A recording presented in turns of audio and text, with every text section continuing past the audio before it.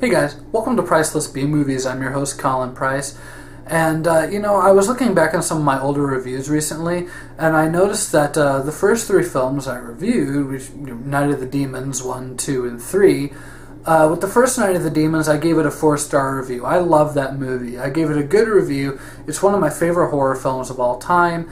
And then I did the second film, and then I was like, okay, well, I really like this movie. It's a lot of fun in a lot of ways, but it's not quite as good as the first one. And then when I got to the third movie, I was like, oh my god, this just sucks. What did they do? Kind of noticing some parallels with that and the Wishmaster series, because with the Wishmaster films, reviewed the first one, thought it was pretty good. Not a 4-star movie, but pretty good. Reviewed the second film, like, okay, not as good as the first one, but there are definitely some things I like about it. And now we get to the third one. Gonna totally follow suit with this piece of shit. Wishmaster 3, Beyond the Gates of Hell. I always feel kind of silly when I'm reviewing sequels because, when I try to explain the plot, I always kind of want to be like, well, have you seen the other movies in the series? And with this film, I kind of want to say that. It's the same generic thing.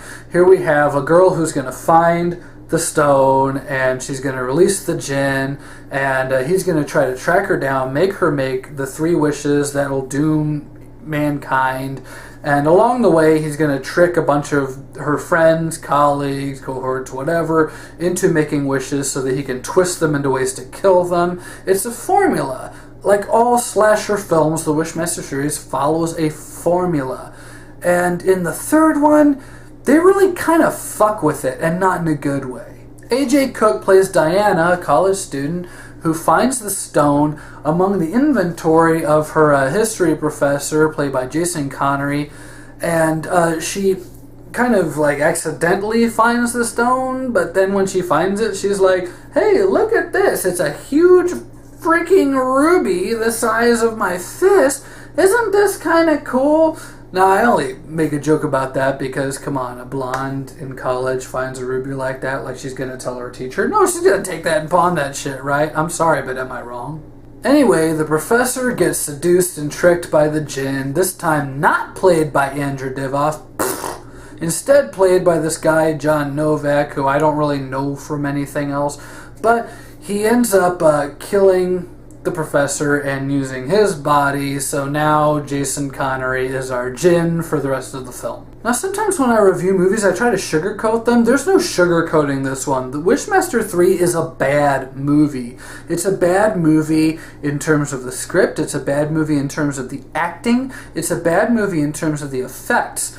Now, when I first saw this film, I was real deep into slasher films. I love slasher films. I was a very forgiving person. As long as there were a couple of boobs in the movie, as long as there was some gore in the movie, I was generally okay with it. I didn't really hate on movies. But you know what? In recent years, when I watch Wishmaster 3, I realize how terrible this film is. You see, the first 2 Wishmaster films were slasher films. Let's not be nice about it. They were slasher films. Wishmaster 3, they tried to make it a teen slasher film, which is just a little notch below slasher. Now, I'm not going to get into all the things I don't like about Wishmaster 3 unless I get into like a 2.5-hour long video for you, which obviously I'm not going to do, because I know you guys like watching me and watching these videos, but I'm trying not to test your sanity too much. Anyways, I'll just say that I don't really like A.J. Cook as the heroine. She does a decent enough job with the material she's given, but she doesn't really try to push it at any point. She's just kind of going through the numbers of being the female main character in a slasher film. I didn't really see anything special about her or about how she came across. And a lot of the things that are supposed to be important about this character psychologically later on in the film just kind of go, like, it doesn't really matter when it really should. The way that the first movie played with its heroine, kind of like how she was so upset about her sister and her parents dying in that fire, it gave emotional weight to the movie later on, and they try to do something like that with the heroine in this one, but it doesn't really work. It actually kind of feels cheap, and it feels like just an attempt to make it more interesting than it really is. I mean, AJ Cook, nothing against the actress. I haven't seen her in too many other things in this. She seems like she's capable of better than this, though. I mean, I don't like her in this film, but I can't help but also feel that that's probably because the script isn't very good. Also, the rules are kind of weird this time around. Like, in the first two movies, it was the Jinn is released, and he has to get a hold of the Waker, and then they have to, get 3 wishes, and he has to grant them, and then we get the apocalypse.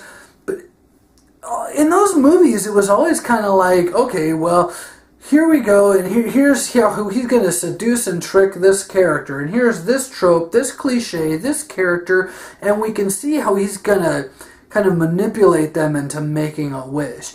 In this film, not really so much. Half the wishes aren't really wishes. Like, what I mean by that is, okay, when he kills Jason Connery early on, when he tricks him into wishing, he more or less... Actually, there's no more or less. He blackmails him into it.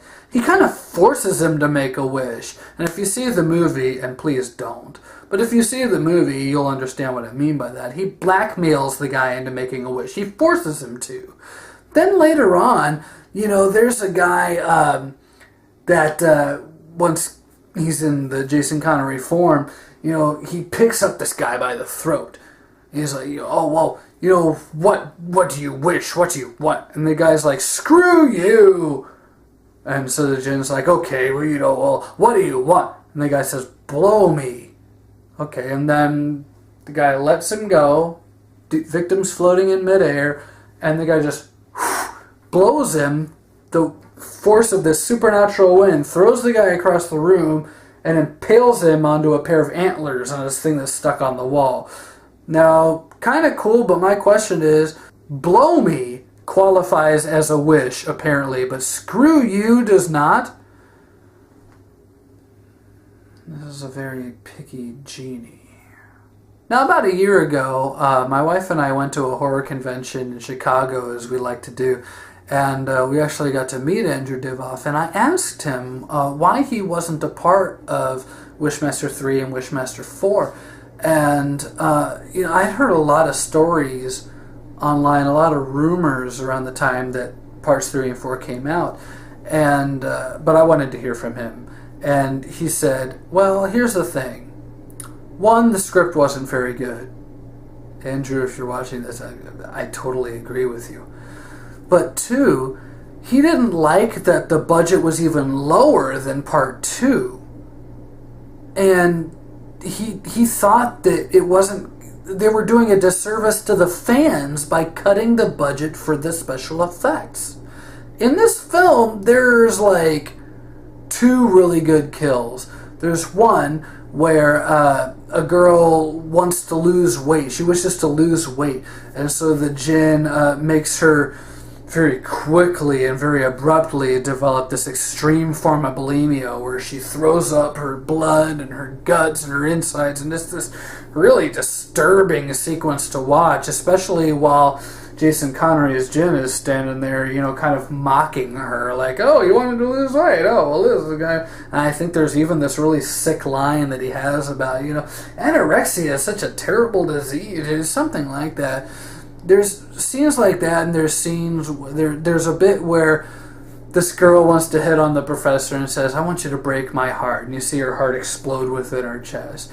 Those are like the 2 really good kills in this, but ultimately the magic is gone from this film, and it's just kind of dumb after a while. There's an extreme lack of imagination in Wishmaster 3, and I think that, plus the absence of Andrew Divoff, really just kind of buried this even before it was done. This was never going to be a great movie because of those 2 things. Wishmaster 3 gets 1 star, and if you think that's bad, I'm just going to come out and say I'm actually kind of being nice. 1 star is nice for this movie. That's my review of Wishmaster 3. Hopefully you haven't actually sat down and watched this movie and I've prevented you from doing it. Stay tuned, I got a lot more reviews coming for you guys. Thank you for watching and keep a lookout for more Priceless B movies.